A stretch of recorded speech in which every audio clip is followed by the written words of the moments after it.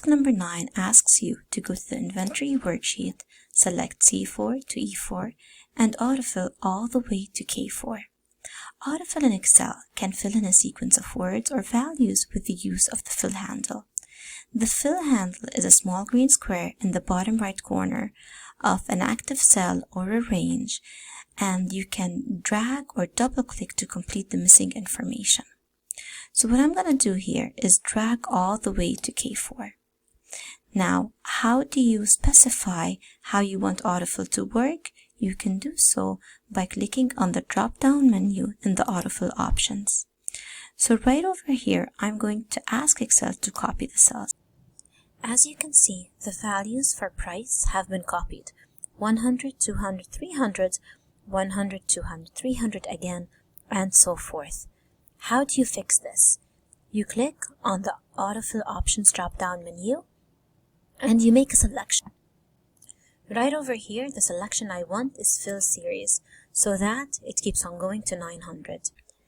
In the next question, I am asked to autofill until cell C15. However, the option that I want is not the fill series. I want to copy my cell values. And as you can see, that's what Excel did. So choosing the right option for autofilling is key in letting Excel know how you want to fill in your cells. Task number 10 asks you to autofill the data from C5 to C15 by choosing the fill series option. So this is C5 and I'm going to go all the way to C15.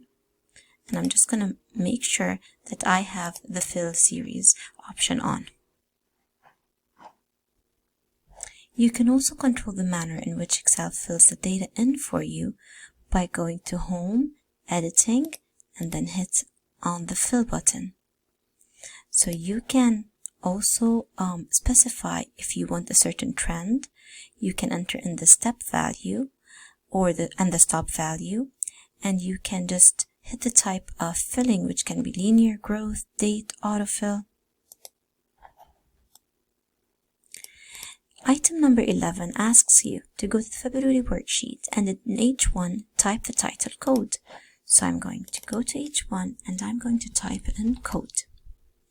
Now it asks you to fill in this column by combining the item number with the first letter in the category. So this is going to be 7896-V, and I'm going to hit enter.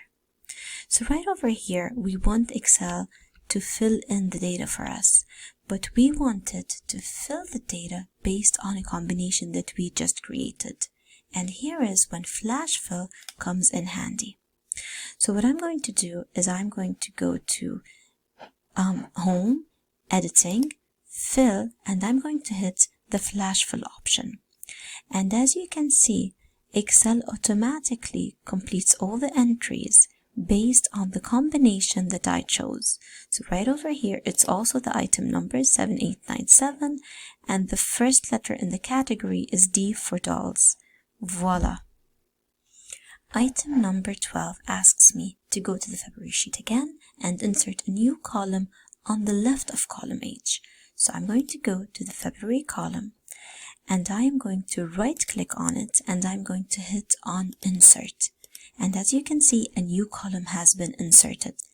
You can also use the shortcut Ctrl plus or Ctrl Shift and equals in order to insert a column. So I'm going to undo what I did and I'm going to select here again and I'm going to hit Ctrl plus, and as you can see, I inserted a column using the shortcut. Right over here, I'm also going to add the title total as instructed. And then in the next step, I'm instructed to adjust the column width of the total column to 15. So in order to do that, I'm going to click on the column and I'm going to right click and I am going to hit column width. And Excel is telling me that it's currently set to 17.14. So I'm going to change it right over here to 15 and hit OK. Now, a lot of times you want to autofit, and the way to do that is just to double click the border of your column. In this exercise, it is not asking me to autofit, but it is asking me to enter 15 for the column width.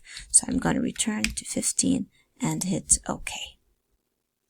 When you want to distinguish your row and column titles from other cell content, a good tip would be to change the cell styles.